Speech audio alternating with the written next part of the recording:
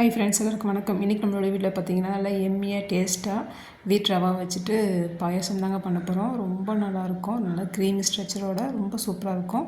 வாங்க இந்த பாயசம் எப்படி பண்ணுறதுன்னு பார்க்கலாம். ஸ்டவ் ஆன் பண்ணிவிட்டு ஒரு கடாயை வச்சுக்கலாங்க. இதில் 1 கப் அளவுக்கு கோதுமை ரவை எடுத்திருக்கேன். நமக்கு எந்த அளவுக்கு பாயசம் வேணுமோ அந்தளவுக்கு நம்ம ரவையை வந்துட்டு கூட குறைச்சி சேர்த்துக்கலாம். நல்லா கைவிடாமல் அடுப்பை சிம்மில் வச்சுட்டு நல்லா வறுத்துக்கலாங்க. நல்லா வாசம் வர அளவுக்கு நல்லா வறுத்துக்கலாம். இப்போ தான் பாயசம் பார்த்திங்கன்னா சாப்பிடும்போது நல்லா டேஸ்ட்டாக இருக்கும்.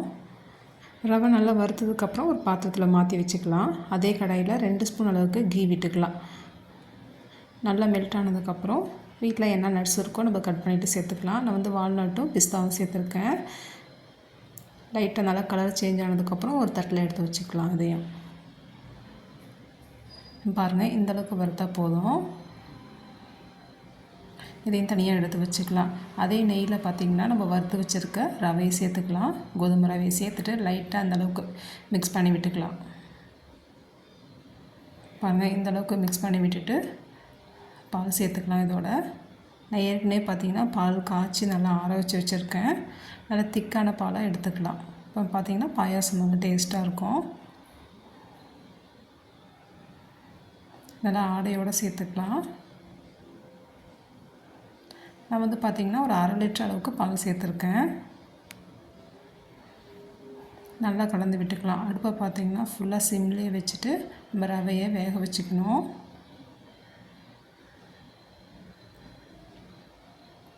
ரவையும் பார்த்திங்கன்னா சீக்கிரமாக நம்மளுக்கு குக் ஆகி வந்துடும். நல்லா கலந்து விட்டுகிட்டே இருக்கலாம். மூடி வைக்க வேண்டாம். நம்ம பால் ஊற்றி வேக வச்சிட்ருக்கோம். பொங்கி வரும். அப்படியே வேக வச்சுக்கலாம். பார்த்திங்கன்னா ரவை வந்து நல்லா திக்காகி நல்லா வெந்து வந்திருக்கு. பார்க்கும்போதே தெரியுது பாருங்கள். பாலும் நல்லா கொதிஞ்சு நல்லா திக்காகி வந்திருக்கு. நல்லா க்ரீமி ஸ்ட்ரக்சரில் இருக்குது. இப்போ இந்த டைமில் நம்ம சர்க்கரை சேர்த்துக்கலாங்க. 1/2 கப் அளவுக்கு நான் சர்க்கரை சேர்த்துருக்கேன். நமக்கு இனிப்புக்கு தகுந்த மாதிரி நம்ம சர்க்கரை கூட குறைச்சி சேர்த்துக்கலாம். இதோட ஒரு 1/2 ஸ்பூன் அளவுக்கு ஏலக்காய் பவுடர் சேர்த்துக்கலாம். நல்லா பொடிச்சிட்டு சேர்த்துக்கலாம். சேர்த்துட்டு நல்லா மிக்ஸ் பண்ணி விட்டுக்கலாம். பாயசம் பார்த்திங்கன்னா இப்போ ஓரளவுக்கு ரெடி ஆகிடுச்சு. இப்போ இந்த டைமில் நம்ம வறுத்து வச்சுருக்க நட்ஸையும் சேர்த்துக்கலாங்க. சேர்த்துட்டு நம்ம ஸ்டவ்வை ஆஃப் பண்ணிக்கலாம். இன்றைக்கி பார்த்திங்கன்னா க்ரீமியாக நல்லா டேஸ்ட்டாக பாயசம் ரெடி பண்ணியிருக்கோம். கண்டிப்பாக எல்லாேருக்கும் பிடிக்கும். ரொம்ப ஈஸியும் கூடங்க.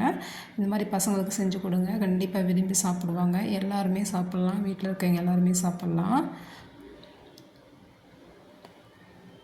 நான் வந்து பார்த்திங்கன்னா நேற்று சாயந்தரம் வந்து பசங்களுக்கு செஞ்சு கொடுத்தேன். ரொம்ப விரும்பி சாப்பிட்டாங்க. ஸ்கூல் விட்டு வந்தோடனே பசங்களுக்கு இந்த மாதிரி ட்ரை பண்ணி கொடுங்க. ரொம்ப நல்லது, உடம்புக்கும் ரொம்ப நல்லது. ஓகே ஃப்ரெண்ட்ஸ், இந்த வீடியோ பிடிச்சிருந்தால் லைக் பண்ணி ஷேர் பண்ணுங்கள். நம்மளோட வீடியோ புதுசாக பார்க்குறீங்கன்னா கண்டிப்பாக சப்ஸ்கிரைப் பண்ணுங்கள் ஃப்ரெண்ட்ஸ். தேங்க்யூ.